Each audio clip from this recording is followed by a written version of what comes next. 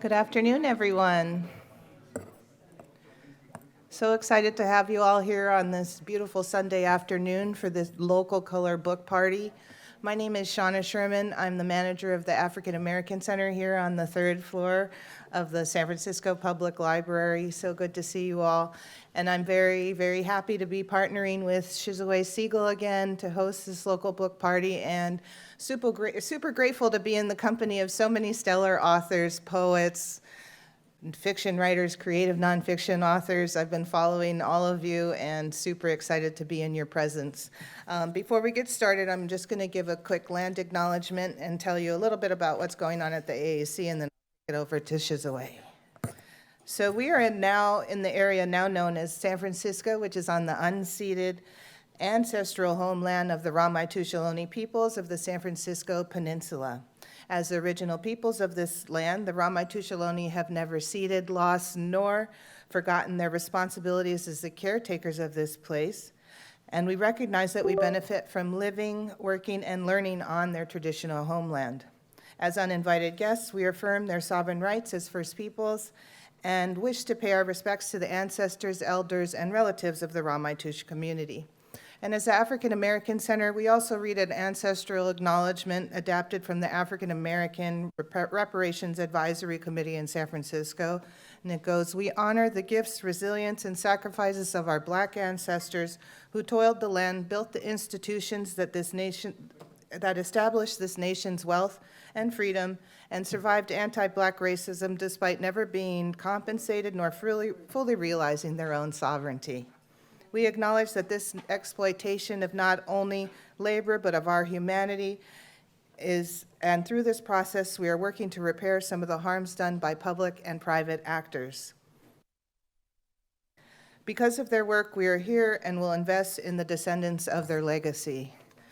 Real quick, because I know we want to get on with the show, I just want to let you know about a big upcoming event we have here at the library. On September 19th, we will be unveiling the Maya Angelou Monument in front of the Larkin Street entrance of the main library, and festivities that day will start at 10 a.m. and go till 2 p.m. Super excited about that. After speeches and the unveiling, speeches by Lava Thomas, the artist, and local city officials, we will have performances by Youth Speaks and the African American Shakespeare Company, which is doing a piece that they wrote in honor of the statue.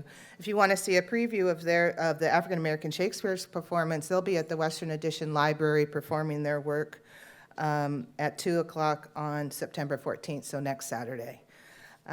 We also have two other events with authors and coming up at the end of the month through the African American Center. I have the flyers over here if you want to check it out. So I don't want to take up too much time and get on with our show. So I'm going to hand it over to Shizue, but before I'll give her brief bio. So Shizue Seigel, Director of Right Now SF Bay, supports Bay Area writers and artists of color through workshops, events, and anthologies.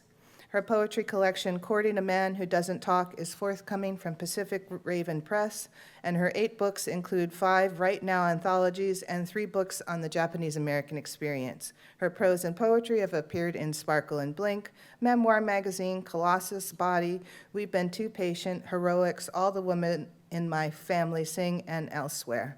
So please welcome Shizue Seigel to the stage.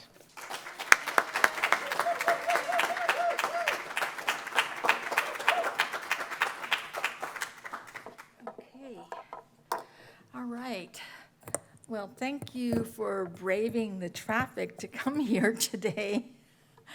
There's been an awful lot of events going on. You know, Jenny Lim was named Poet Laureate.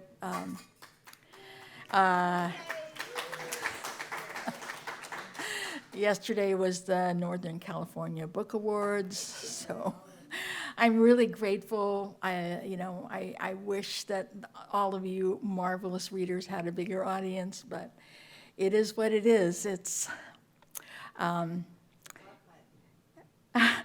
absolutely. And that's the wonderful thing about the library is that everything that happens today will be archived, or the readings will be archived. Thanks to Many thanks to Shauna Sherman, who introduced us, and to Kenny Avila and Mike, who are doing the recordings today, and the tech. Anyway, I'm Shizue Seigel, director of Right Now SF Bay, and today we're featuring readings by prize-winning BIPOC authors with recent or forthcoming books, plus songs by Kimi Sugioka, a video teaser about artist Juan Fuentes, and a slideshow of BIPOC visual art, which you saw some of while you were waiting. So please stay after the readings to buy books over here. And look at the slideshow. We'll put out some food and then circle up the chairs for anybody who wants to stay for a roundtable conversation with the artists, the authors who are able to stay, and some of the other wonderful writers who are here today as well. Let's see. Local color. It is featuring these are authors. I will read them. They're not in reading order, so I'll read them out in reading order. Jasmin Iolani Hakes, author of HULA, and then Ma Shein Win, reading from her forthcoming poetry collection, Percussing the Thinking Jar. Then Kimi Sugioka will sing. She's a poet, and a lot of people don't realize that she also is a singer-songwriter. And then Grace Lowe Prasad, author of The Translator's Daughter, and then me, and then and then Susan Ito, author of I Would Meet You Anywhere, and then me, and then a teaser from the film Strawberry Picker about Juan R. Fuentes, and then Avacha, and then Kim's Shuck, and then James Cagney, reading from Martian, The Saint of Loneliness, and then Tureeda Mikell, reading from The Body and Oracle of Memory.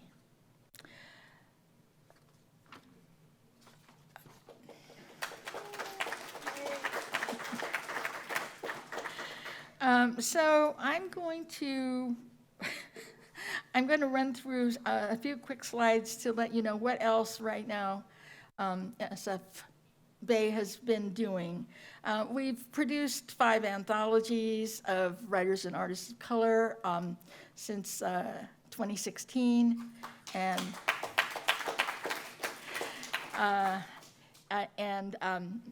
many publications that are passed out free to people on the street. You should have found one on your chair. And 2 free monthly writing workshops for artists of color that support authentic, reality-based voices and visions of people of color. We're not like an MFA program. We don't tell you what to write or how to write. We support you in finding your own voice.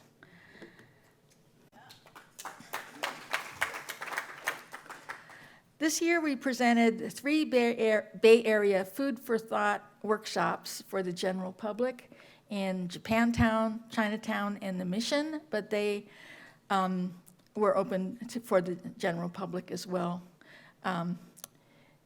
We worked with peers envisioning and engaging in recovery services to offer 2 Writing for Healing workshops in Oakland. We brought Bay Area BIPOC writing and art to San Luis Obispo County through the Buddhist Church, the Historical Society, and the County Library.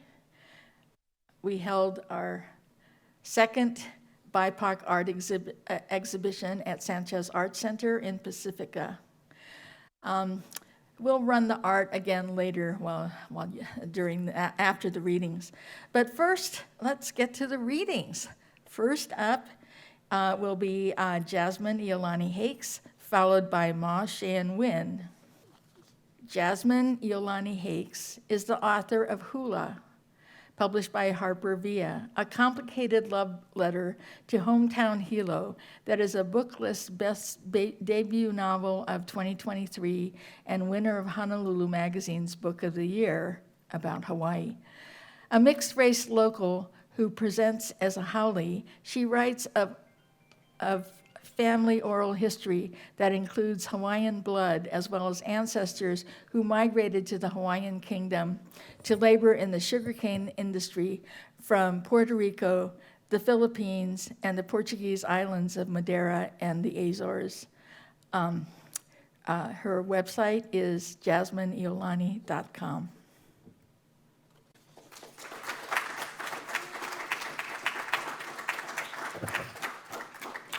Thank you so much. I'm very excited to be here, and I'm sorry I can't stay. I have a commitment immediately after I read, so I have to run out the door, and I'm really disappointed not to be able to stay with you all.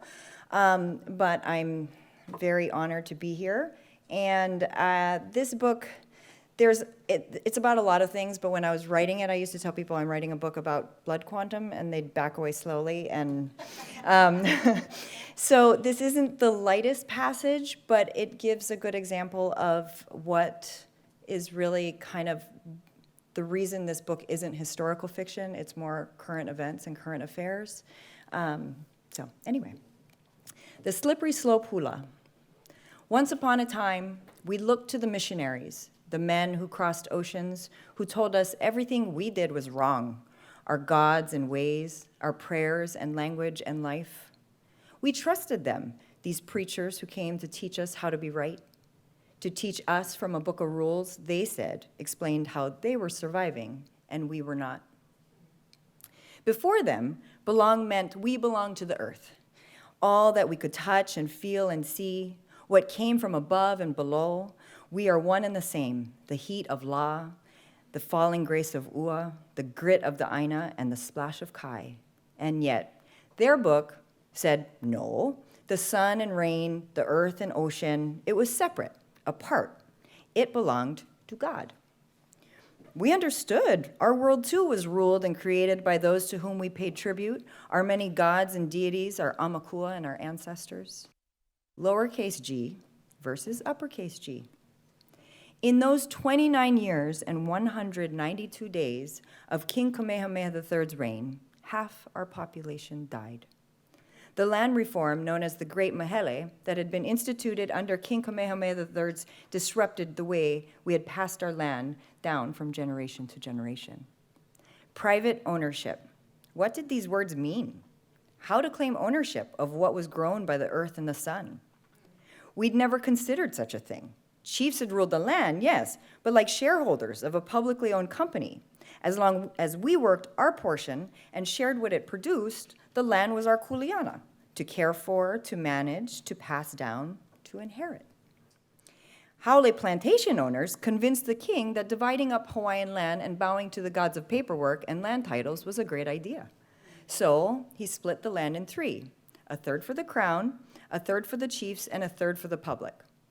What was he thinking?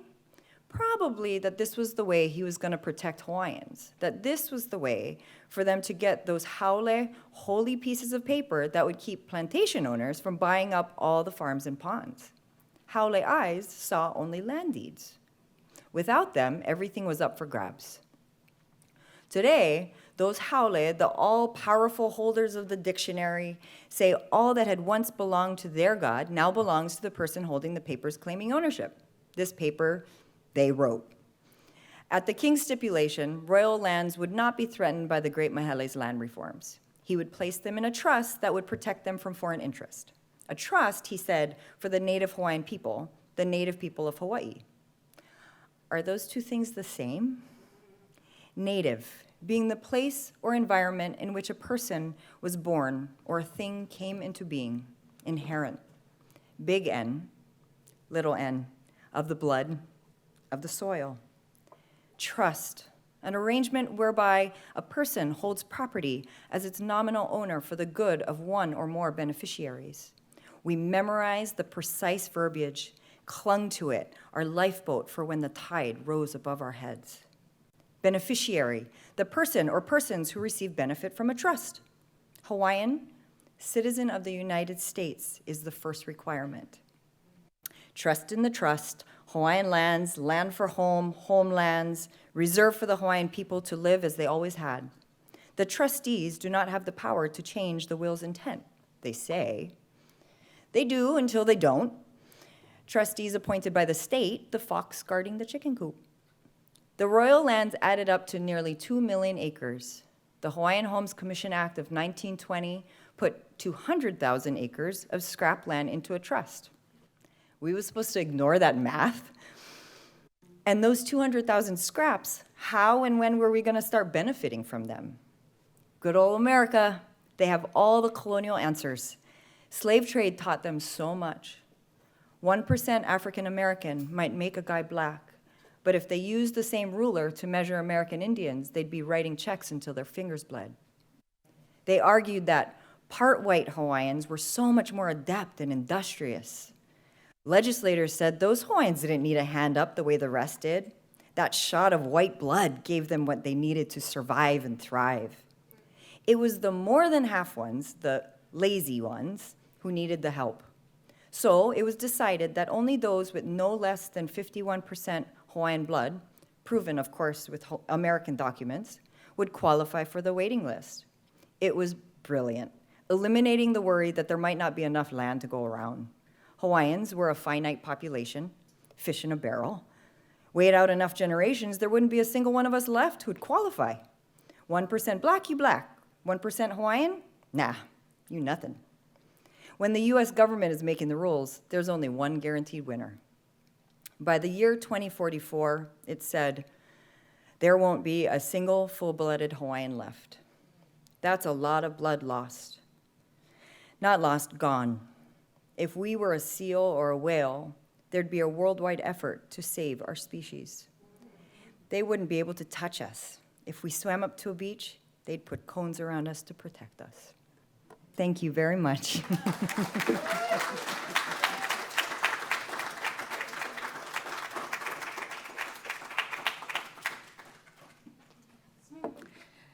Wow. And a shout out to Constance Hale for introducing us at the Oahu Writers Retreat. Thank you. Safe drive.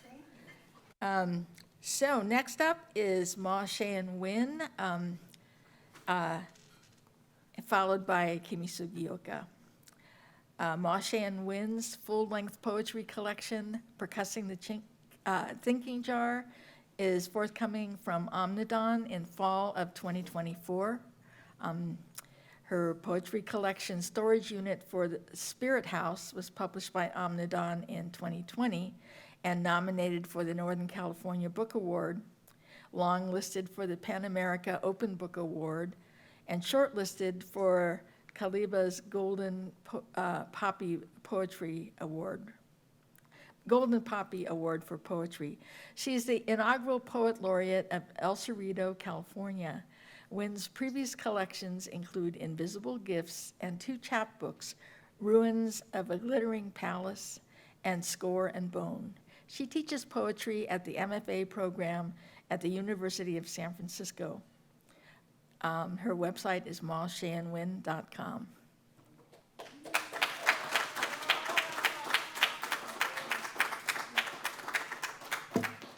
Thank you, Shizue. Can we just give a hand to Shizue for all that she does? Just so much great community work. Thank you, Shizue. Thanks for bringing us together. So I decided I'm going to read 2 pieces, and I'm going to share a prose piece. And this is the first time I'm reading it. Okay. Notes on an Incident, Memorial Day, 2024. At Denver Airport, returning to Oakland after his mother's 90th birthday celebration in Colorado Springs, Announcement for Group A. Confusion, chaos. I walk to the end of the line, but can't see T. I return to find him, but there are too many people. So I slip into a space where I can fit. I lean my head against a numbers stand. We're all tired. My feet ache. There's an older white couple behind me. I smile at the woman. She doesn't smile back. We descend the entryway into the plane. The older man, wearing a red baseball cap, says loudly to his wife, "You know they can't speak English," and they cut in front of lines. Why won't they learn English? They think they'll get there faster, but actually they won't. They don't belong here. I am listening. T is listening. We are silent, walking in front of them with our rolling suitcases. His wife is silent. I know he's talking about me. We enter the cabin, a pressure to keep moving. T lifts his green suitcase up on the seat on the left side of the aisle. He flings our suitcases into the overhead bin. I collapse into a window seat, then realize I'm in the wrong row. T is in the row behind me. I stand up to move. The man is there in the aisle. He curses at me from behind my back and below his breath. God damn it, hurry the fuck up. He says something else, which I can't recall. I'm shaking. I take a seat next to T. The man's wife is in the row in front of us. The plane sits on the tarmac for 15 minutes. I try to calm myself, but I can't, a roiling in my stomach. The plane finally takes off. I consider telling T what happened, but I'm afraid that the man's wife will overhear. I don't know why this matters. This man is sitting directly in my right vision. At one point, he speaks loudly to his wife about the scores of a sports game and doesn't seem to care if he's bothering anyone. His wife says nothing. For a moment, I want him to look at me so I can flip him off. I'm prepared to do this. Rapid heartbeats. Only for a moment. But he doesn't look at me. The chapter in a book I'm reading addresses racism against Asian Americans. From Dear Alaya, Letters from the Asian American Abyss by Mimi Cook. And then you remember that you don't actually belong, that you and your family are not actually safe. I hold in a rage, and I am angry at myself for holding it in. A dizziness in my head. As we fly over Nevada, certain incidents return to mind. 1970s. My family is temporarily living at a motel in Long Beach while our mother is trying to find a house for us. At the motel, someone yells out of a window, "Go back to China." 9/11. A white couple is walking across the street at Fisherman's Wharf. I smile at them as they cross in front of my car, as I am looking for parking for my job, teaching English. The man spits on my windshield. Other incidents flood back as we take the train home. I begin to write. My vertigo returns the next day. Thank you. I'd like to end with a short poem that is in Percussing the Thinking Jar. And I just found out yesterday, my launch is on November 17th at City Lights Books. And yay! And I'll be in conversation with MK Chavez, the wonderful MK. Okay, so this is called Vertigo Log. H sends a text on International Women's Day. H has vertigo, third friend to come down. I search dizziness, vertigo, women. Read that empaths are suffering these days. Illness, aging parents, overwhelm. A student emails during class. Mentally burned out, can't focus. Earth revolves around sun, balancing act on axis. Summer is winter, fall is spring. Ground shifts below. I bring mushroom soup to H. Thank you for listening, everyone. Thank you.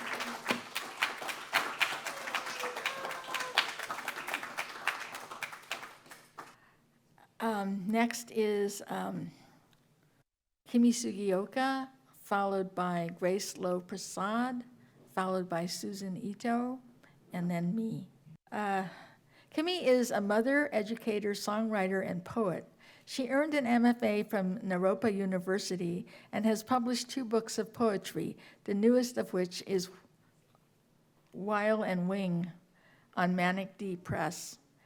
She has been published in numerous anthologies and is Poet Laureate of Alameda, California.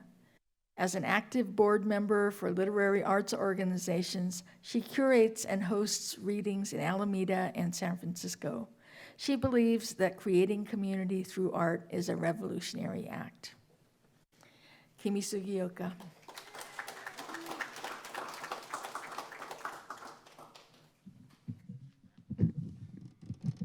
Hi, thank you very much. I'm going to sing 2 songs.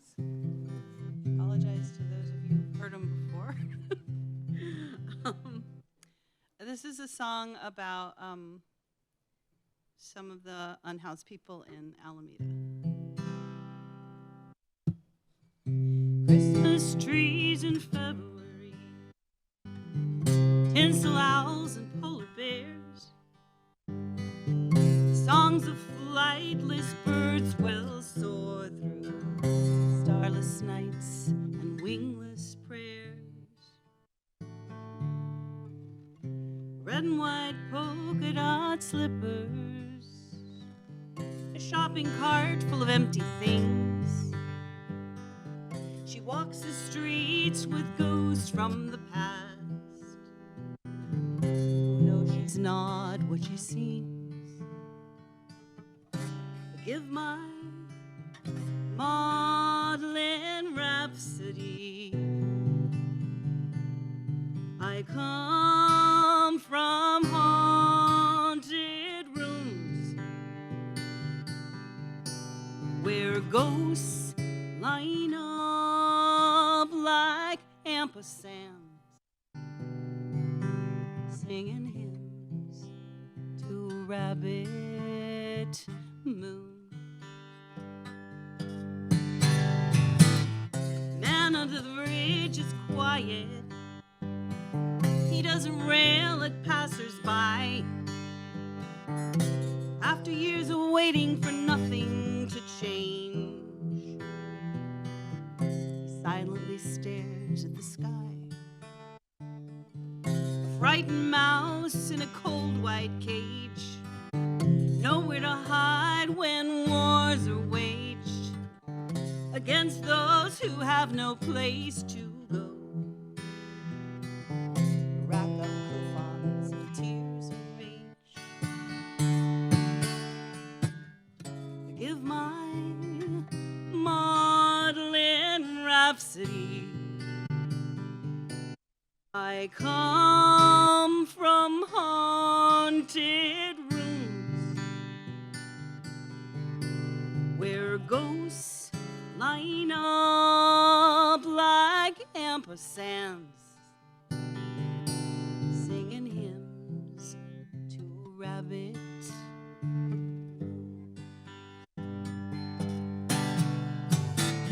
And all the while the needle swings into black vinyl grooves.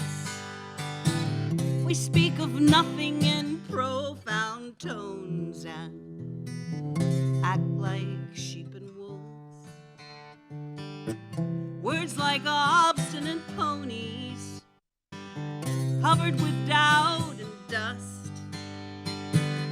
Maybe they will change the future.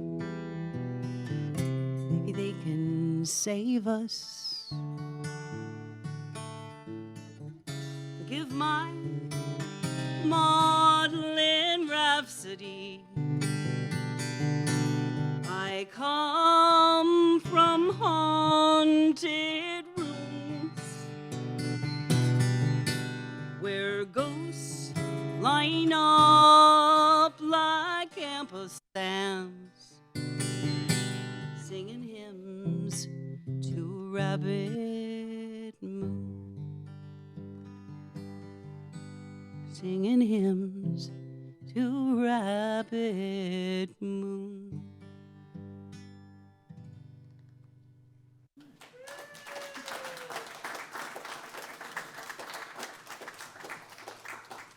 Thank you. I wrote this song a long time ago, but it reminds me of someone I think we're all familiar with, unfortunately. It's called Cinderman.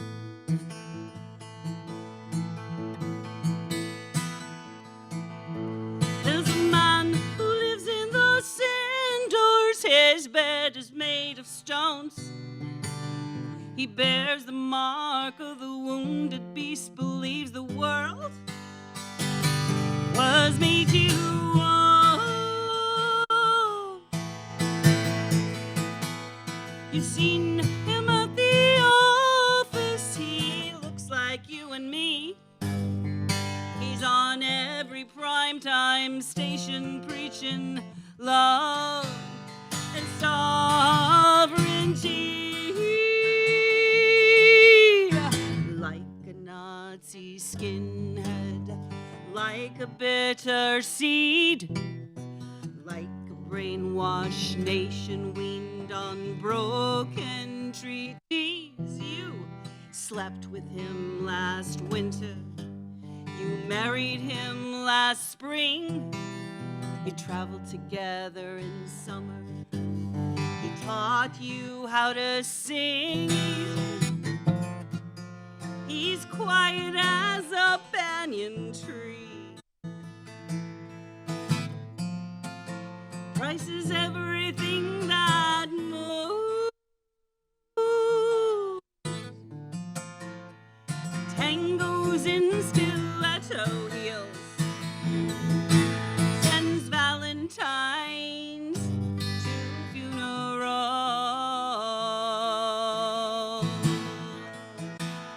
He walks with a dry little shuffle, whispers like a winged fox, blows kisses laced with arsenic, turns your garden to ash and rock.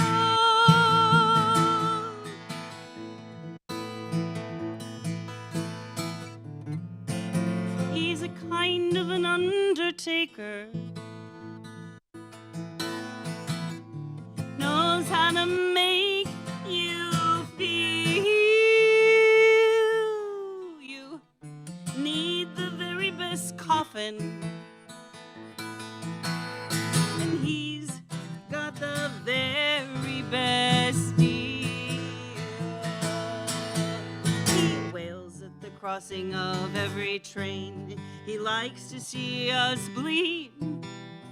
In the night he laughs and takes a razor to our dreams. He travels in the sun, sends every mother's son, carries with him to the grave, and every trick a hooker turns to die a proper slave. He's quiet as a banyan tree. Price is everything that moves. Tangos in stiletto heels. Sends Valentines to funerals.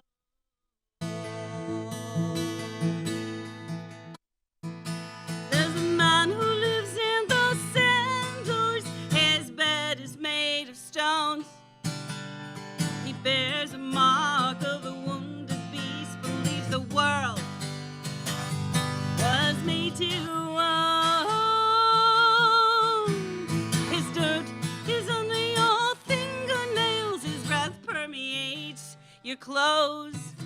See, we're all a little tainted here by the sinner man's bone. Oh, we're all a little sullied here the sinner man's born.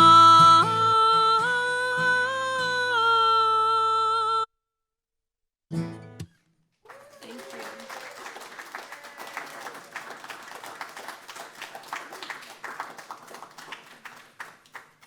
Okay, next up is Grace Lowe Prasad. Sorry, I gotta put my glasses on. Sorry, Grace. The author of The Translator's Daughter, Mad Creek Books, and Ohio State University Press. Came out earlier this year. A debut memoir about living between languages, navigating loss, and the search for belonging. Her writing has appeared in the New York Times, Long Reads, The Offing, Hyperallergic, Catapult, Cora, and elsewhere. A member of the Writers Grotto and the AAPI Writers Collective 17 Syllables, Prasad lives in the Bay Area. Her website is translatorsdaughter.com.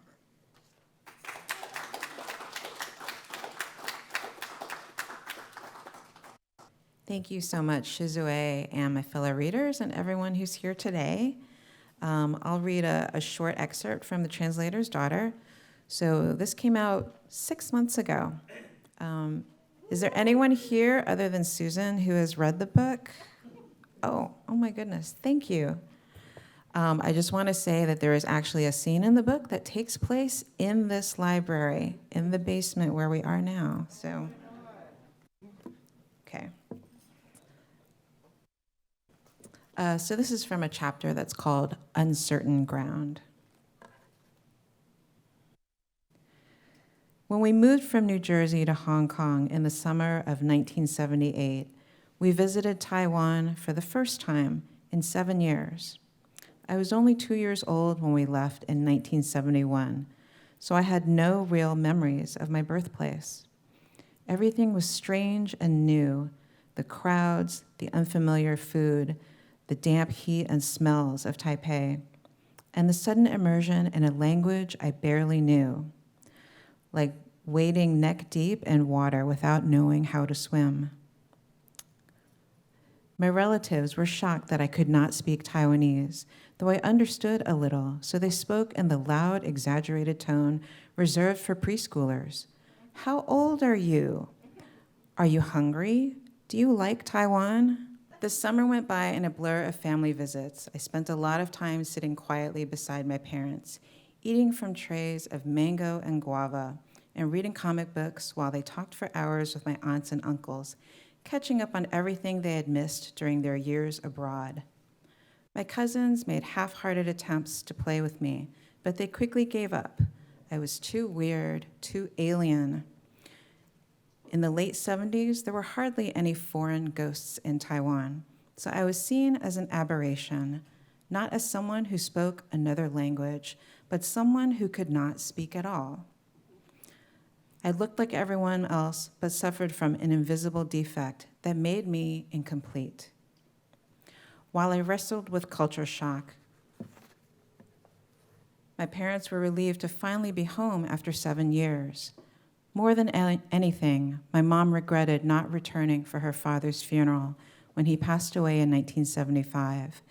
It was too expensive and all but impossible with 2 young children to raise while my dad worked. I did not realize until I was much older that the real reason my mom didn't go back was the fear that had caused them to leave in the first place. My parents didn't dare return to Taiwan until after we had naturalized as U.S. citizens and had the protection of our crisp, dark blue, eagle-embossed American passports. One of my earliest memories is of being taken to the main library at Princeton. I must have been 3 or 4 years old. I felt very small, dwarfed by the floor-to-ceiling bookcases of rare and unusual books. My dad led me to a corner of the library where there was a large standing globe. It was taller than I was. He spun it around and located a small sweet potato-shaped island off the southeastern coast of China and said to me, "That's where you were born." The speck on the globe was labeled Formosa, dubbed the beautiful island by Portuguese explorers. Taiwan was no more than an idea to me at the time, so he did his best to make it tangible. At that age, I didn't distinguish between the many countries in Asia, and I felt a sort of compulsory kinship with anyone who looked like me, even if they weren't Taiwanese. One summer, a Chinese kid named Herman was the driver of our neighborhood ice cream truck. He was probably 16 or 17 years old, with an overgrown bowl cut and glasses. He looked like an older version of my brother Ted. I used to tell people Herman was my cousin. It seemed plausible back then that anyone who looked Asian could be related to us. I remember clearly my first few instances of exposure to Asian cultures when we lived in New Jersey, which I can fit into one paragraph. In New York's Chinatown, we used to buy sweet noodle cakes, dried cuttlefish, pastel-colored shrimp chips, and other exotic snacks. Once or twice a year, we'd have dinner at a fancy Japanese restaurant where the grown-ups ate raw fish, fried food, and weird pickles, while I refused everything except a steaming bowl of udon. I remember my mom obsessively watching TV news about the trial of the Gang of Four after the flameout of the Chinese Cultural Revolution. And I remember our whole family gathering in front of our black and white TV to watch a lengthy film adaptation of Gilbert and Sullivan's The Mikado, starring white actors in yellowface, a memory that now makes me cringe.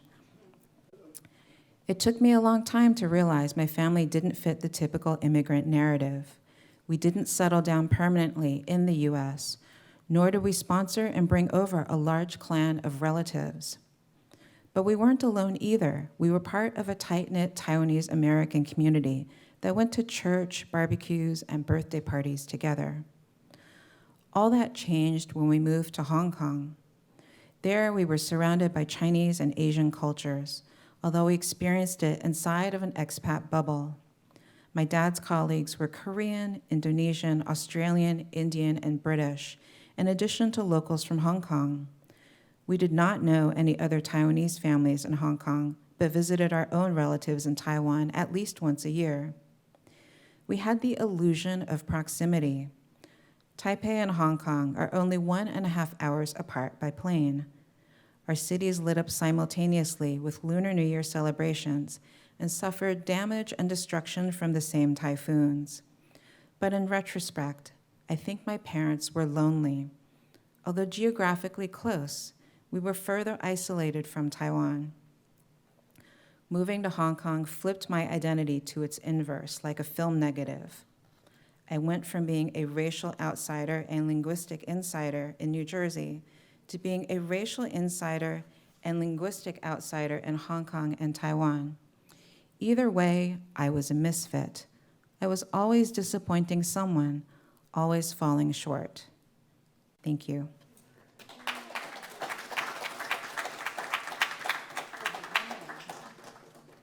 Next up is Susan Kiyo-Ito. Thank you so much, Susan, for driving back from Tahoe today. We're really thrilled to have you. Susan Kiyo-Ito's memoir, I Would Meet You Anywhere, was published by Ohio State University Press, was nominated for a 2020 National Book Critics Circle Award, shortlisted for the Soroyan Prize, and named a Best Book of 2023 by the Library Journal. She co-edited the anthology, A Ghost at Heart's Edge, Stories and Poems of Adoption. Her work has appeared in Hyphen, Literary Mama, Catapult, Cagney, Guernica, and elsewhere. She is a member of the Writers' Grotto, and her website is thesusanito.com.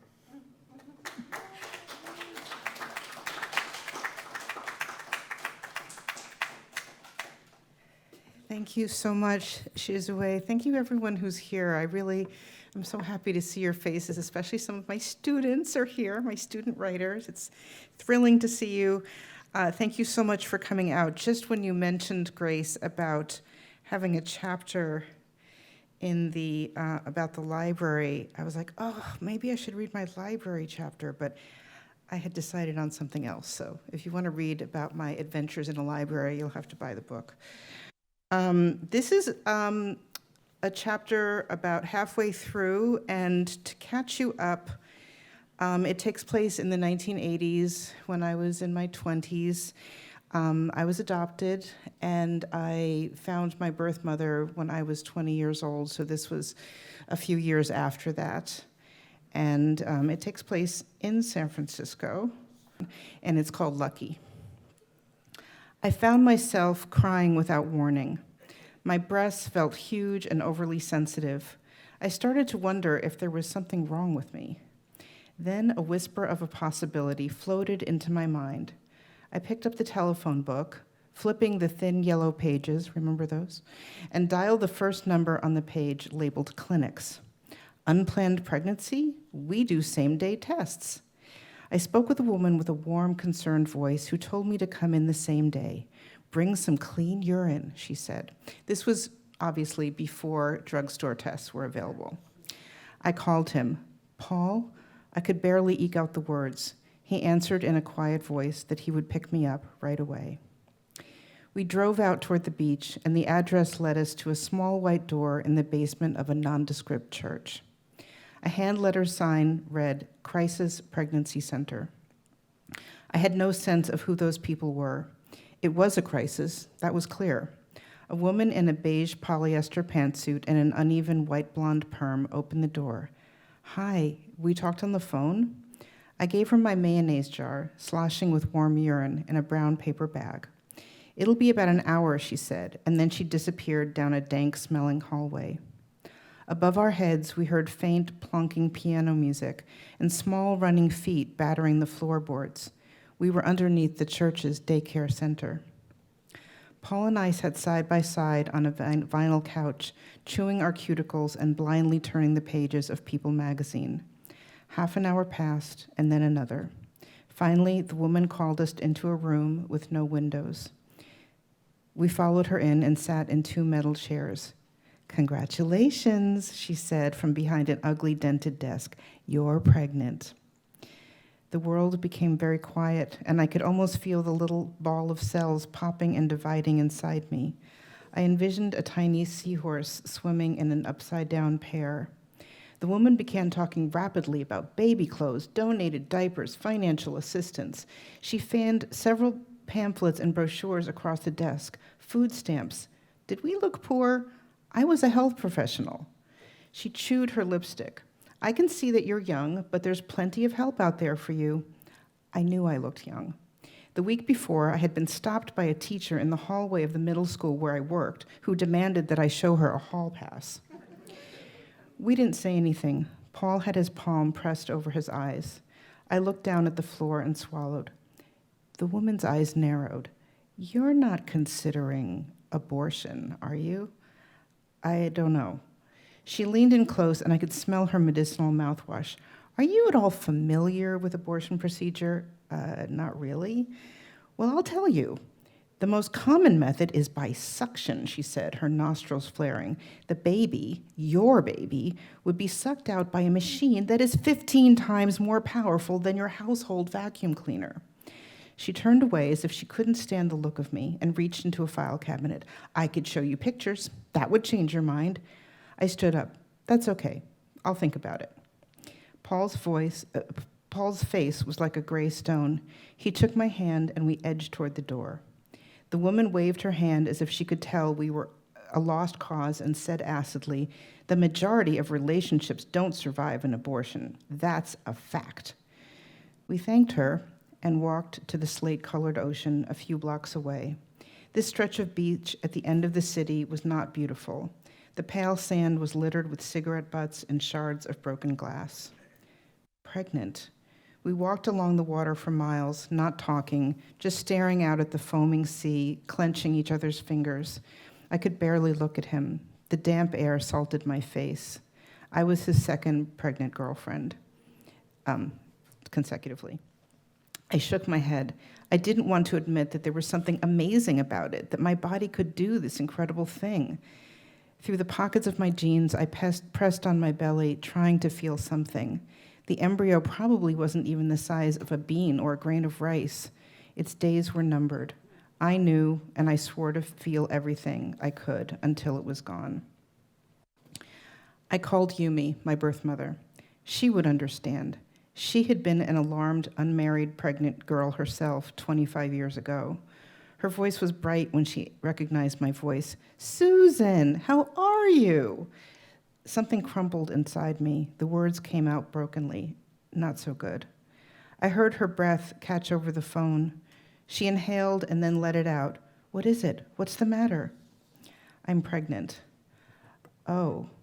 The vowel sound she made was filled with empathy, pain, recognition. It was exactly the sound I needed to hear. "Thank you," I said silently. "What will you do?" Her voice was solemn and soft. "I've got an appointment on Monday." I didn't say the word out loud. "Ah, well, that's probably for the best, isn't it?" She knew that Paul and I weren't anticipating a future together. I confided in her about the uncertain nature of our relationship. I sighed. "I'm sure it is, but it's still hard." "Of course, it must be very hard." Tenderness coursed through the receiver, and I closed my eyes. It was as if her palm was on my forehead, stroking it. "You're lucky that you have this option." "Yes." "It's what I would have done if it had been available to me." And then she stopped short. I closed my eyes and held onto the doorframe, the coiled cord from the telephone twisting around my body. If it had been available to her. "Susan?" I smiled into the receiver. "I'm fine." A strange laugh rose from my throat. "It's kind of silly, isn't it? If I didn't have my life to begin with, there's really nothing to miss, is there?" She tried to smooth over her own words. "Is there anything you need? Can I do anything for you?" "Come to me," I wanted to say. "Come be with me and hold my hand." But I couldn't choke the words out. To hear her say no would have been unbearable. "No," I said. "I'm sure it will all be fine." She sent flowers and later a get well card and a package of tea.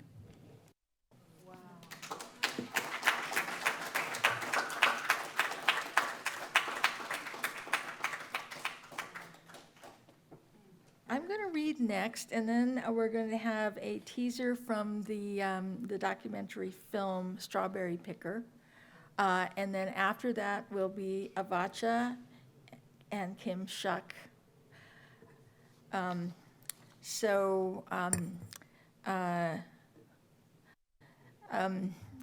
already introduced me, but I should also say I'm a third generation Japanese American who has lived or worked in strawberry sharecropping camps after my grandparents were released from World War II incarceration. I lived in occupied Japan as a child,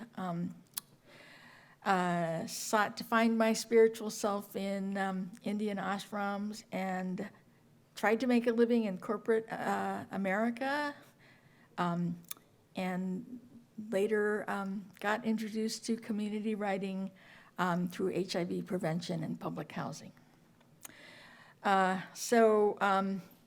Anyway, I have 8 books of one kind or another, but it occurred to me that I haven't really spent enough time promoting my own writing. And I thought, time's wasting. I need to do that. So I'm gonna read from my forthcoming book, and the publisher has changed. It's Courting a Man Who Doesn't Talk, and it's coming out from Coyote Brush Press in October. And it started out as sort of midnight journalings to figure out what I was doing dating a certain guy. So this first poem sort of sets the stage of who I was at the time. I was a 40-ish single mother trying to make a living in corporate ad agencies. Tokens in the 80s. Early 90s. Tokens and targets. Freshly minted seekers come west, and bump the edge of the continent, looking to find themselves, conquer El Dorado, transform the world.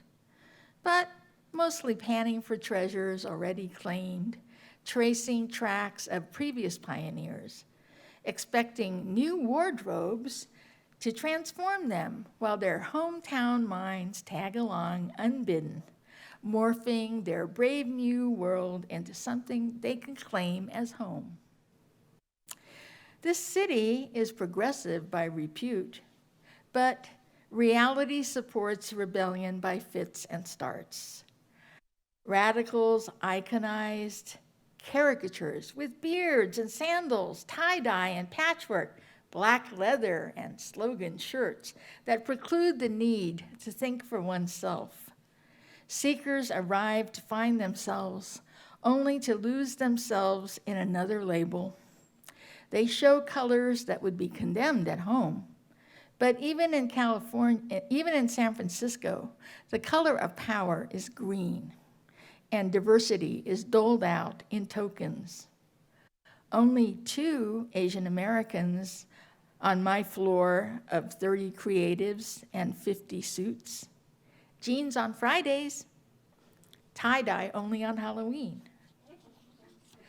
Latinos and gays undercover, black faces in security, affirmative action, Chinese, Filipinos, and Mexicans relegated to purchasing and shipping. Double points for immigrants. To wear a yellow face on the 27th floor was an act of courage in a covert war that no one spoke of. What hope of being cherished when simple survival is a daily goal? So, some people have noticed that I'm kind of loud for an Asian, and I learned to do that in the corporate world because around the conference table, if I waited for a smidgen of silence, I could wait for the whole meeting and never get a chance to speak. Because the way it was then, and I think it still is now, some men don't talk. They let their wives do it. Some men there are the men that talk too much, but then there are these men. Some men don't talk. They let their wives do it. Some men act like their words are gold, and what is said can never be undone. So they don't say a thing. Just go out back and chop up a tree, because things might change, you never know. When they don't know, they just do. Go out back and chop up a tree. What did I do now, he says when she cries. Well, I thought. Did I say anything? No, but you acted like. Some women feel all they have is words, worthless as pennies, tossed in a jar. Words bounce off his face without leaving a mark. But the wives don't do a thing. Just sit in the house and stew. Because things might change. You never know. When they don't know, they just feel. They sit in the house and stew. Why didn't you do something, he says when she cries. Well, I thought. Did I say anything? No, but it felt like.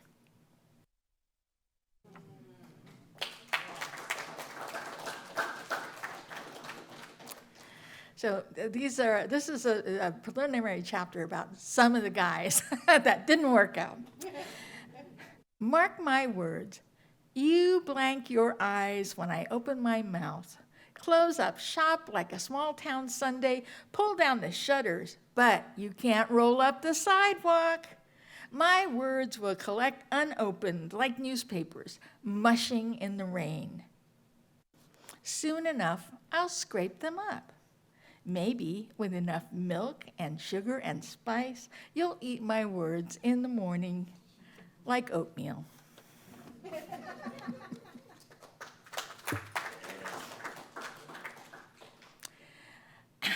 And then I meet this mysteriously boring guy. Young man in spring, threadbare, not frayed, and clean and pressed, clear eyes behind gold rims, hair off the collar. Such an upright young man. He never forgets his handkerchief. Yet, in the profile, a hint of the satyr, a trace of the sensual in bow of lip and flare of nostril, classic as marble, with a dash of decadence. Then he turns to look at you, earnest and foursquare, such an innocent young man. He so believes in goodness, virtue, truths, jobs well done but seldom advertised. He smells of libraries and choir lofts, the kind of young man mothers would approve.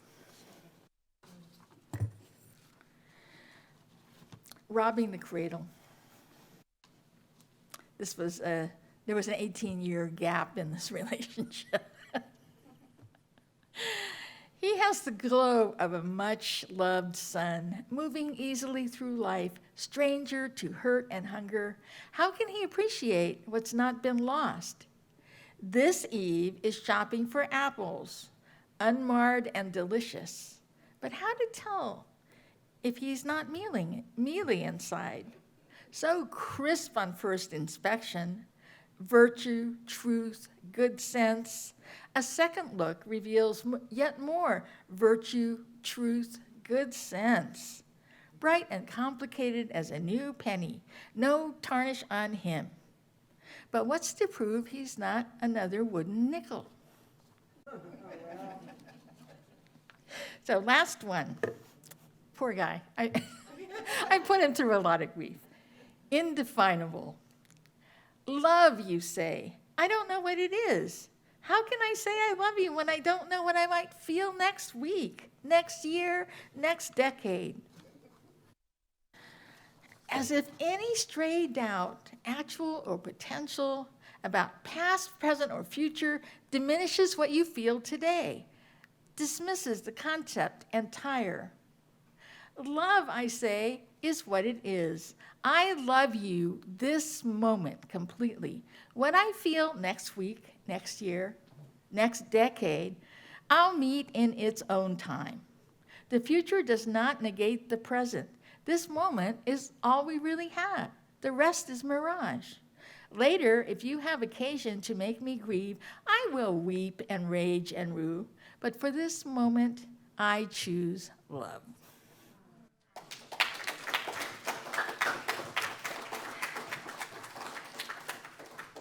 So now I am going to show just a very, very short video of very short teaser from a documentary, Strawberry Picker, about Juan Fuentes, who lives in San Francisco. He's a Chicano who grew up in farm labor camps in Watsonville and attended San Francisco's New College of Ethnic Studies in 1969, which inspired him to become a cultural activist, artist, and poster and printmaker for over 50 years. He directed Mission Graphica at San Francisco's Mission Cultural Center, taught at San Francisco City College, California College of Arts, et cetera, et cetera. He is amazing, and his graphics have now been reproduced 5 stories tall as black and white mosaics on Watsonville's Civic Center parking garage. And the documentary, 30-minute documentary, is by Inspira Studios in Watsonville. Oops, sorry. Pues bienvenidos. Once you start carving, it's hard to stop. You get addicted. We weren't part of the established gallery scenes, so we created our own galleries, we created our own spaces. I think that's the part that I love the most, that it's not mine anymore, it's somebody else's. And it goes beyond what I just did. That's what art's supposed to do, right? It's supposed to go beyond. That's all. Yeah, it's a 30-minute documentary. It's absolutely wonderful. And when I came to see it at the Correct Auditorium, there were 10 people there, including the filmmakers and Juan and Art Hazelwood. It's like, there's just so much stuff going on. It's not available right now. It's still making the film festival circuit. I've been working to try to get it shown. Had it shown in San Luis Obispo and in Pacifica, and I'm working with folks in Santa Maria to show it down there. So eventually, I hope that it goes on the market. It is an absolutely beautifully put together film, and the filmmaker, Eugenia Renteria, is an immigrant from Peru, I think, and she's just really skilled. Next up is Avacha. Avacha will read from her forthcoming book, Oaktown es Pura Candela, and From Every Step I Take, too. Both from Torian Press. She is a Bay Area icon, award-winning poet, performer, and educator with weekly radio programs on KPFA and KPOO featuring jazz, Caribbean music, poetry, and conversation. She has been widely published in English and Spanish in the USA, Mexico, and Europe, shared the stage with Sonia Sanchez, Janice Mikitani, Michael Franti, Rasan Roland Kirk, and so many others. She performs regularly with her group, Modupwe, and with the Electric Squeezebox Orchestra. Thank you. I'm so sorry I got here, so I see that my problems are not the only problems happening. Oakland is having something happening. They completely rerouted the bus. And and it went some very, very, very strange way. But anyway, I'm here and I'm grateful. I'm sorry I missed anybody. Okay, this poem is in Spanish and in English. And I wanted to start with it because it says a little bit about how I began doing what I do.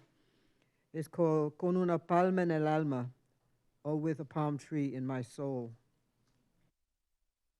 Nací ahogando en un lago de lágrimas, encarcelada en la locura de la ciudad de Nueva York. Nací una poeta enojada, frustrada, una chiquitita nadando por el cemento, un jibarito de la ciudad vagabundeando por las calles duras, vagabundeando por las calles duras. I was born drowning in a lake of tears, imprisoned in the madness of New York City. I was born an angry poet, frustrated, just another girl, baby girl, child, swimming in the concrete, a city country girl, a hick, stuck in a colossal curse brought on by the lack of nature's beauty. Can I give this one back to you? And so that's coming out in my new book. And then also in my new book is this one. Is called In Praise of the Magnificent Gifts of Trees. Sitting here, eyes held captive by the presence of your example. You, an unacknowledged sacred elder, your quiet wisdom, the stoic beauty of your stillness, a stillness that masks an ageless magnificence, a deliberate, immeasurable slow dance in contrast with the unapologetic wildness of your leaves, beautiful leaves, radiant leaves, bolding, breathing, leaves, breathing, dancing in the wind, cleansing the air, cooling clouds in the rain and water to drink while you quietly stand there, giving your all, asking nothing, silently working overtime, trying to rectify the wreckage of humanity's stupidity and its consistent inhumane assault on the balance of existence. A suicidal, out of control, blinded by profit death march. Humanity is a creature so smart that it's outsmarted itself, blinded by arrogance and so drunk on delusions of their own superiority, They're completely unaware that they are only a tiny off-key note in the universal symphony of life, but they could care less about the rest of the planet or creation or us, unless there's something seriously bankable in it. Proudly and arrogantly strutting around, unaware of your importance or the fact that you're even here or there and everywhere. They can't see that you're more than just another tree, more than just one more inanimate object. So you stand there, an involuntary witness watching mankind digging, blindly digging its own grave as you do your best to try to repair the air, trying to save humanity from itself.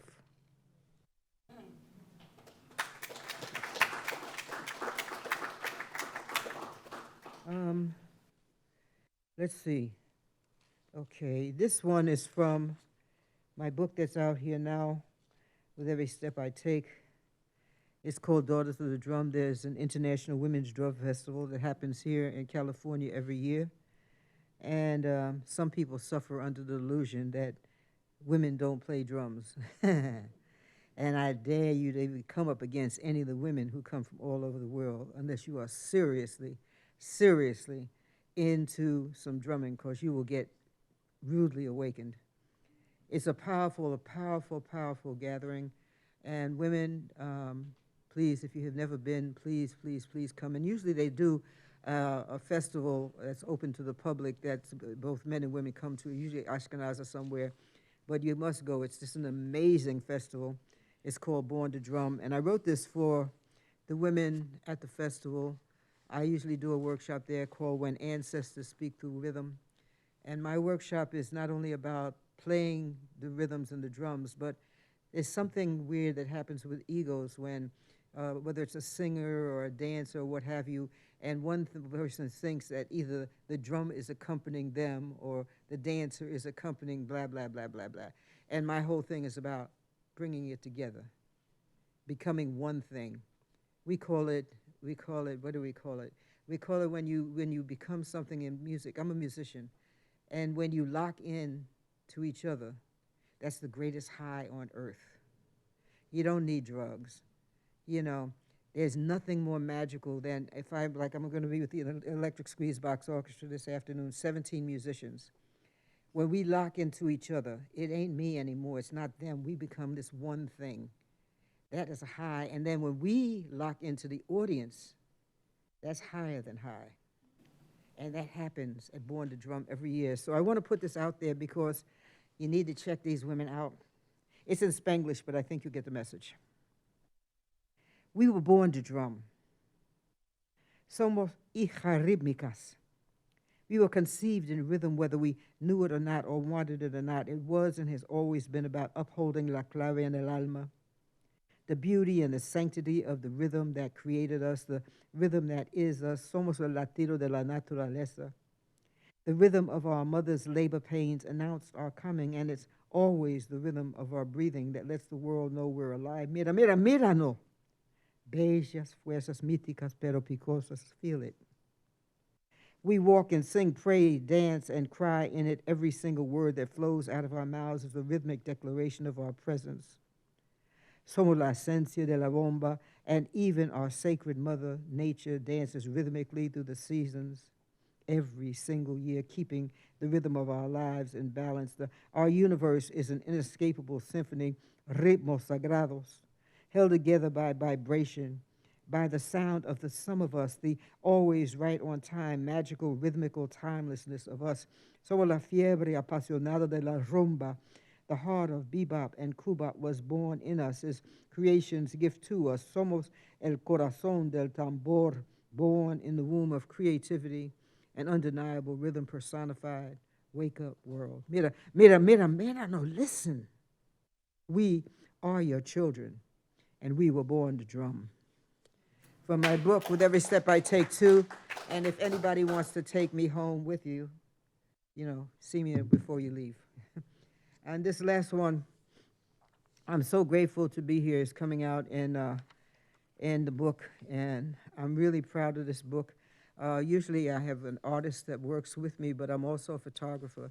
And so for the first time, the book is going to be illustrated by my photos.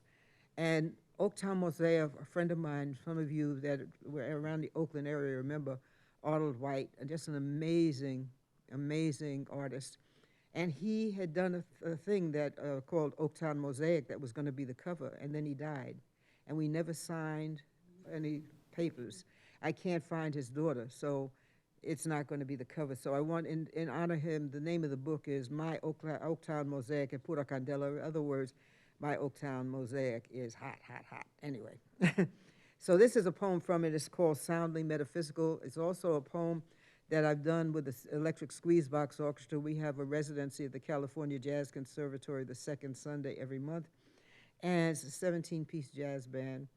And when I was a kid, people used to always call me a sound junkie, which meant I was kind of crazy. I was hearing music when other people were hearing dripping water and all kinds of stuff, which made me a real weirdo. I didn't care very much about anything that anybody else was interested in. The other kids' stuff bored the hell out of me. So this poem is basically about that, Soundly Metaphysical, and it's on a CD that we did with the Electric Squeezebox Orchestra with that 17-piece band. If you're interested, get the CD. It's called Matter Is. My music. My music is an orgasmic synonym. The order is, my music is an orgasmic synonym for all that is real. An organic, vibrational healing, a sanctified tone poem. I deal in sound, sound, sound, sound, sound, sound, sound, sound. Call me a metaphysician, a doctor of sound. Another edition or the latter tradition, another one of those trying to be spiritual music nuts, pushing 100% natural medicine, melodic medicine.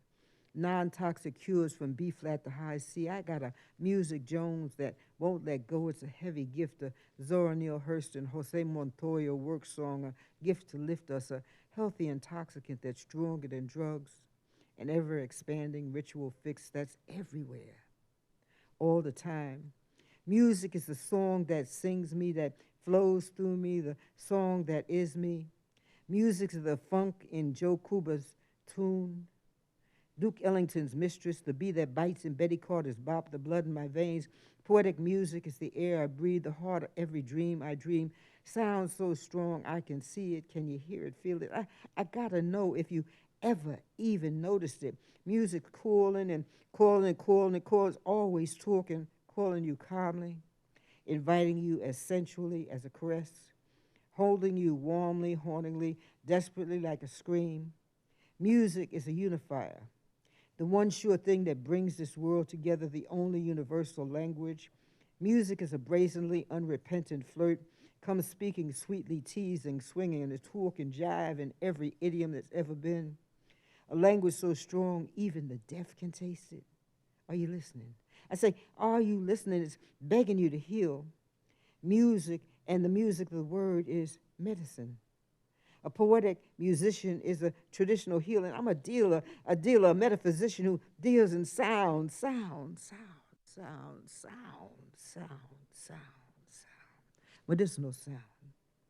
It's the only how I'm pushing. I say, only how I'm pushing it right now. I feel a healing coming on. Anybody out there want some? Thanks for listening to my words. I think I used up my 7 minutes.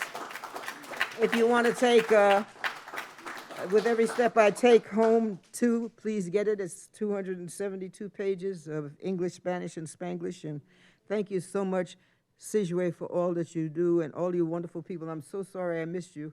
But when the bus went all over Oakland, that comes straight here, I'm sorry. But anyway, another time. Next up is Kim Shuck. So Kim Shuck is Cherokee, Polish American, and many other things. She is a poet, author, weaver, beadwork artist. She is the 7th Poet Laureate of San Francisco, born in San Francisco, a citizen of the Cherokee Nation of Oklahoma. Her 12 books include Dear Awi, Pick a Garnet to Sleep In, Deer Trails, Clouds Running In, Rabbit Stories, and Smuggling Cherokee. Her open mics have nurtured and inspired decades of Bay Area poets. And her website is kimshuck.com.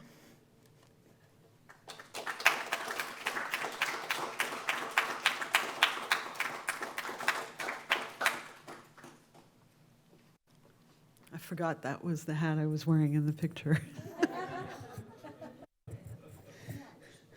Let me manage some expectations about my website. My website is, my webmaster is my father, who is 82 years old. And I'm just going to say, it's more important for me that he be happy than I have a Cracker Jack website.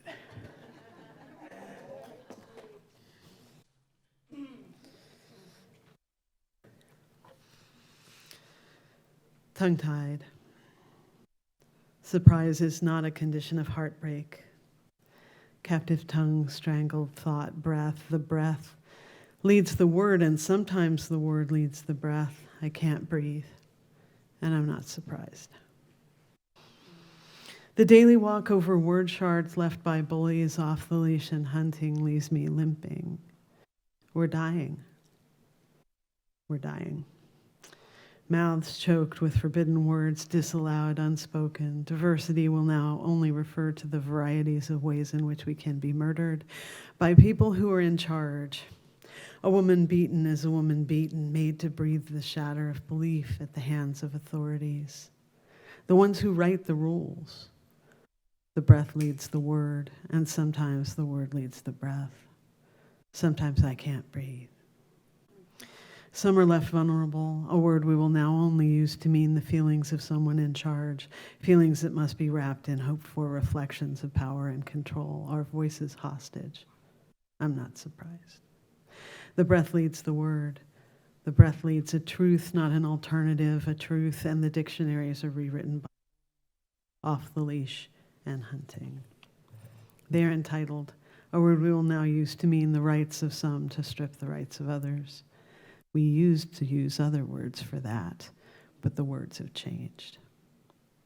As the old dictionaries grow into banned books, grow as the list of banned words, banned ideas grows, I'm not surprised as more people are rendered. It's from Mikell. It's a funny rumor that follows me around that I'm not a political poet. But then again, there's a comedian in Britain named Ross Noble, and he said that he didn't find out he was a surrealist poet until he read it in the newspaper, that he'd always thought he was observational. Sometimes we don't get to define ourselves. It's not unfamiliar to many in this room. In the wake of a full moon, in the light of planets, more news from residential schools, the kitchen rainbows before noon, and the whiplash between small comforts now and attempted genocide ongoing. It aches me as this cinnamon month shakes free of the husk. In the language of coastal moths, the word for fire also means yearning, and the people who chase them, the word for moth means just out of reach because they often fly around a certain kind of outdoor light. We call those lamps moths and lean into their flickering. Cusp of flame and current, the bridge from cast-offs to burning wildfires, the cones that yearn for them, sing their soft green into tempting ritual brown, coaxing for the release of their seeds. The fire's too hot for that now. Too fed by import fodder grass and bolted decorative potential torches. The wind is indiscriminate. Loves rain, fog, bridges, caresses bay surface, ocean cliff face, lifts the returning pelicans, the checker spot butterflies, stirs and pants and moans the trees and the new railings and lends frenzy to the wildfires. Offers a smoke that is an unfamiliar prayer, bark-peeled trees perched anxious along this crawling coast, wrapped in sacred numbers, and who will count the individual flames this season. It's a desperate fortune-telling. The string held between hands, potential burning. We release one loop at a time, to see who the new child will be. A different burning time, fuel piled against remembering trees, ancestor blood, the crack and crack of each ear marker here in the controlled, in the stone-rimmed, here near the storytelling. Danger, the twitch and fret of things learned hard that cups and sings in a long-time contract, pulls apart along the seams, an imaginary friend, relatives framed in orange and black, the smell of drying acorn, of smoked fish, and this is a way of making a prayer, setting an intention. These are long-time rituals, shivers along selected stories, what the old peppernut tree taught about empathy and the borrowed wisdom of a cast iron pan. We throw words and seeds, throw a learned balance, a joy, a struggle into each thing that nourishes, into each startle of change, into a prayer fire, a storytelling fire. We're a collaboration that started with single cells and gathered like firewood, like these piled assaults and years.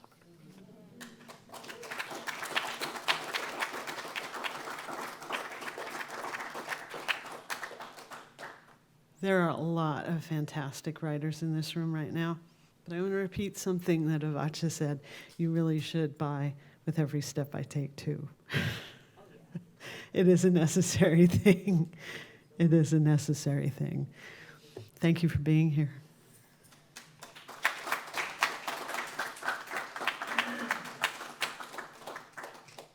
I'm getting to where I can barely speak. The words in this room are so powerful. Yeah. And we're not out of the woods yet, because coming up next is James Cagney.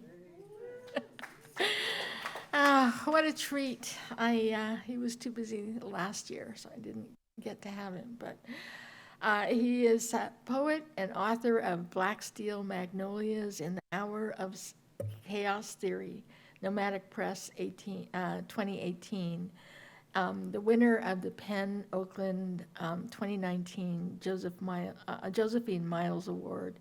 His second collection, Martian, The Saint of Loneliness, Nomadic Press / Black Lawrence Press, I guess, was awarded the 2021 James Laughlin Award.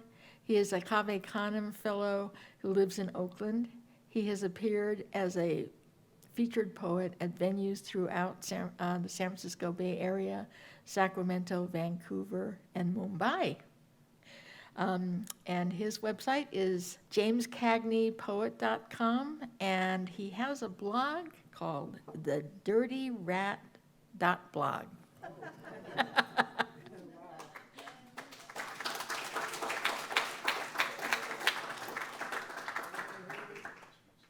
It is such an honor to be here, and it's such an honor to be here and in support, especially of the hard work that Shizue does for the community. So,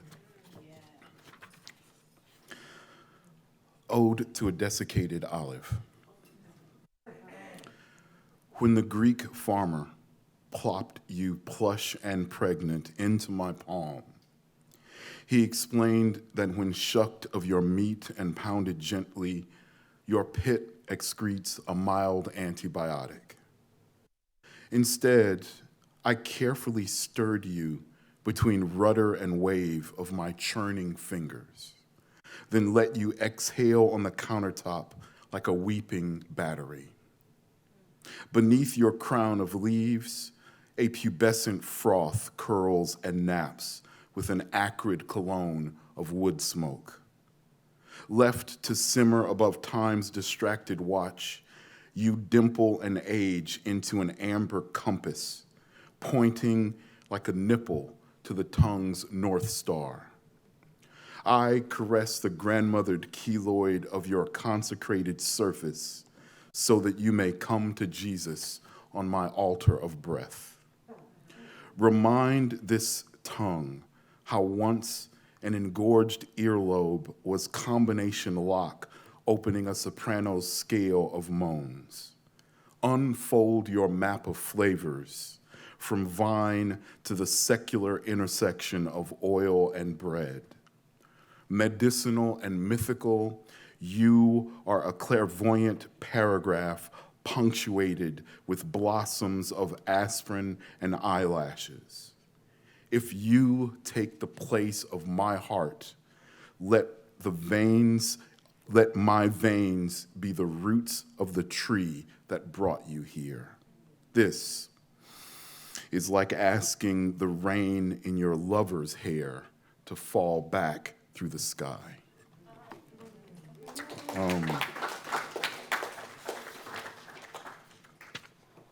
This is called Proof. My body has a legend, he says, mid-story, and wipes his mouth. Then, as to recite grace, stands at the table to prove it. Beneath the drape of his shirt, a savanna of skin ripples slightly. For a blink, I don't understand what's missing. He had no belly button. His stomach paved mythologically clean. We'd been so casual, playing catch with origin stories, after class, over crepes and pancakes, our roll call of scars. We'd been speaking of doctors and mistakes when his face shifted gears. He landed his fork like tapping a baton. This is how boys are. Show and prove, tale of the tape.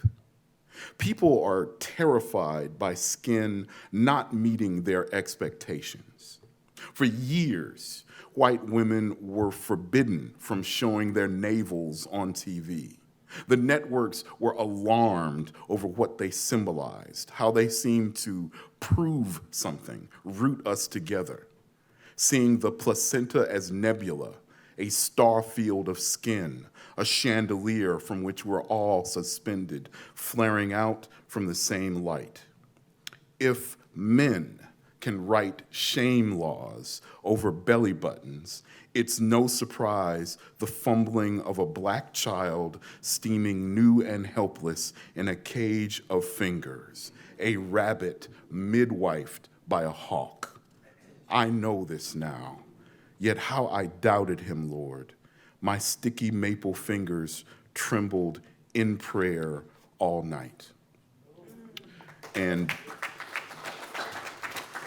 finally, and really quickly, just to read this final poem from my friend, and to even say his name aloud, Sekou. This poem is called Hug. Both visiting days, he asked for this.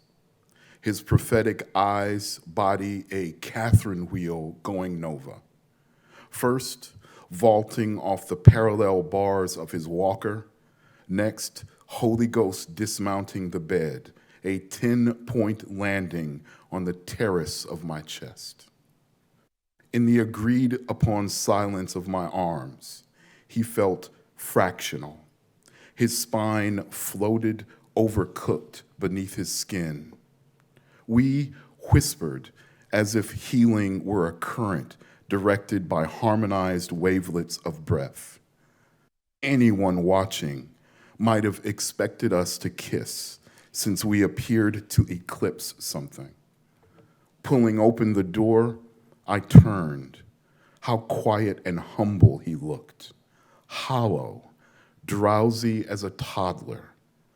The room glittered, a stainless steel fish tank. He, a betta, crown-tailed by illness. Seeing him, centered, floating, gulping air like that. Thank you.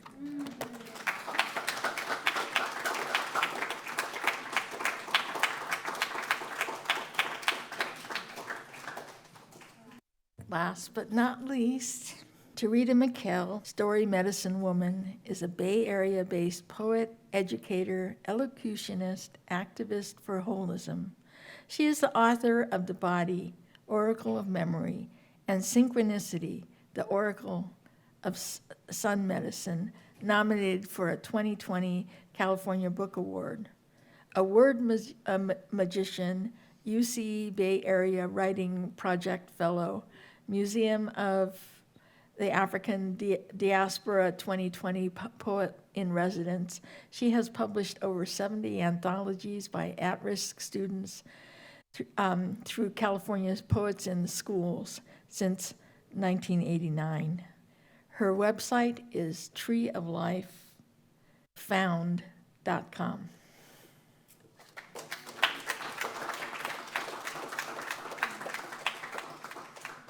Wow, thanks so much for inviting me to be a part of this. Oh my gosh. And you know, many of us have been around for ages among each other, listening, you know, paying attention. There's so much going on in the world, and whew, wow. So let me deal with the first haiku from the book, The Body.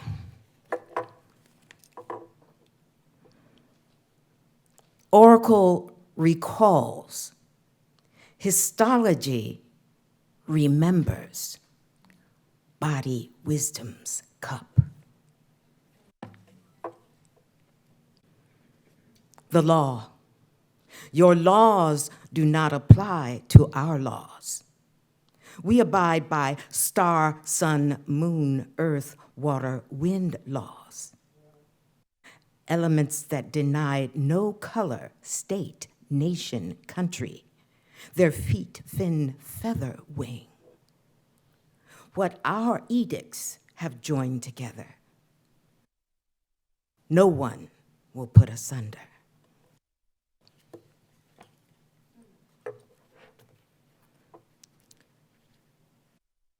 It was the last day of our family reunion.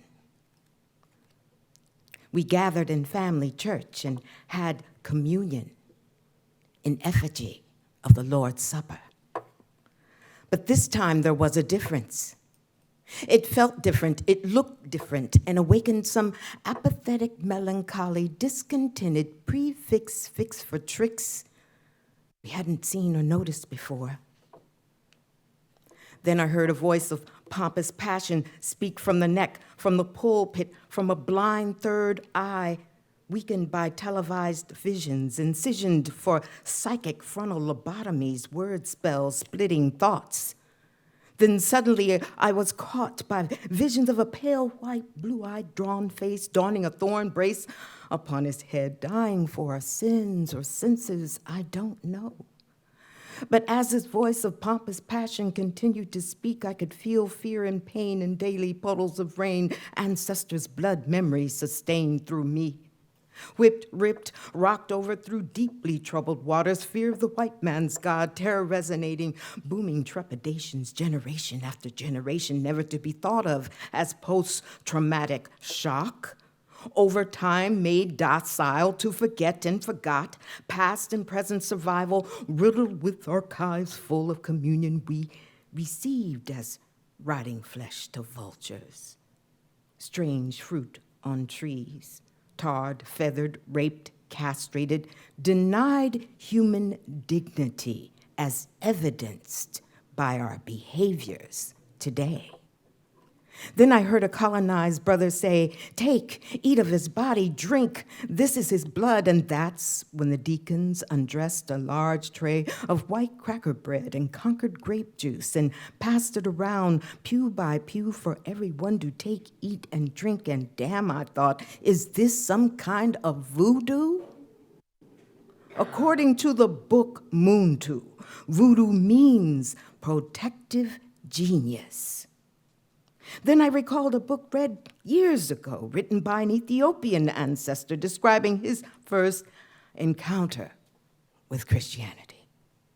He wrote, "Others in this province had told me about this new way of worshiping as I stood by the doorway of the church listening. I heard the clergy say, 'Take, eat of his body, drink, this is his blood.' And that's when I ran from the doors of the church screaming, 'These people are practicing cannibalism!'"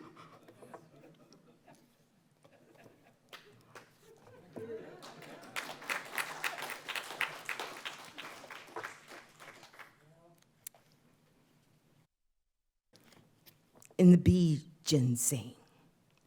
Black balloon boom, bebop ear up, dry drop dream. I drop dream, translucid wings, reverent evanescent feathers. Favor raven magic, tether starshine, clothed in glitter dark red, yellow, green, purple, gold mine, dance a spiral round root, tally ground, wire imbue, remember, light seed deed, drum, heart, lung, tongue, stars, rhythm sung long time gone, revolutions, evolutions, you and I verse, plan planets seat, rock steady beat, arms, legs, feet, wave in heat, moon mounts magnetic mysteries. Bring back the honeybees, please, and swing low, my sweet chariot. Let us ride home. Heaven's sunflower has thrown us in this throne of hallelujah, parallel strings, orchestrating DNA, helix springs, springing up children, prophets, circulating circuitries, generating generations of yin-yang prophecy. Radicals radiating, Ishiolua kulepacho. The word no more will not be destroyed in this bee ginseng. G-force spiraling cannot gainsay nor resist the gravity of matter.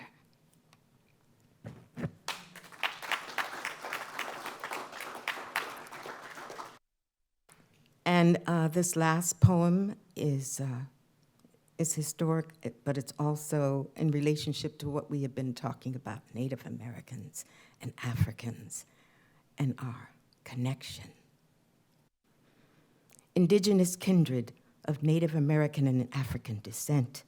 I heard Ngugi wa Thiong'o compare Native and African American similarities. Native American chief makes body's collective blood memory clear. Native American book reveals many similarities found among Africans. Navajos speak of 16 black gods, 8 male, 8 female. Yoruba of West Africa speak of 16 Ori, 8 males, 8 females. Native Americans wear sagittal crest and telephone pole-looking headdresses akin to the African Dogon and Tuareg dance ceremonies.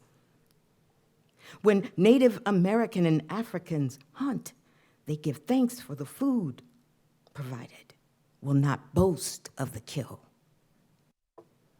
Display of Native American and African baskets, blankets, and masks are nearly identical. Educators, students, and scholars many times are unable to discern the difference between what is or is not labeled. At a nationwide conference of Native American shamans, Chief Shaman displays a medicine wheel. He asks, can anyone tell us where this medicine wheel came from? Some answered, Shoshone, another, Lakota, yet another, Iroquois, until they were resolved to hear Chief Shaman's answer. This medicine wheel is from the Kikuyu people of Kenya, East Africa. They are our kindred. Thank you.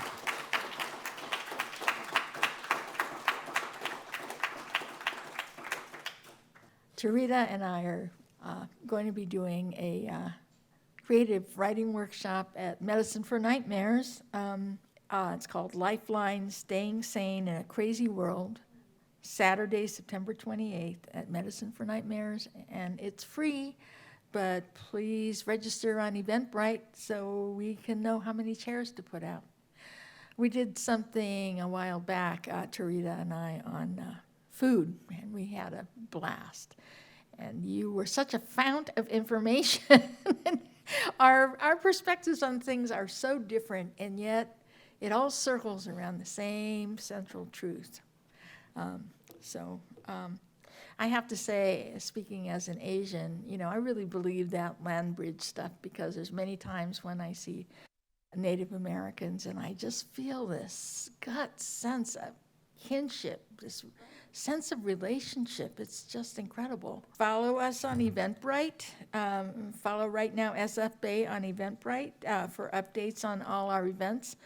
I send out a newsletter, but lately I've been a little overwhelmed and haven't kept it up as well as I should. So check out the books and talk to the writers. And thanks again to Shauna Sherman of the African American Center, the San Francisco Public Library, Kenny Avila, and Mike. The library staff works so hard here. Yes, thanks to all our readers today. Let's give them a big round of applause. And a special thank you to Shizue Seigel, who organized this whole event. We're so grateful. Thank you. Check out what's happening at the library at sfpl.org. Appreciate you all.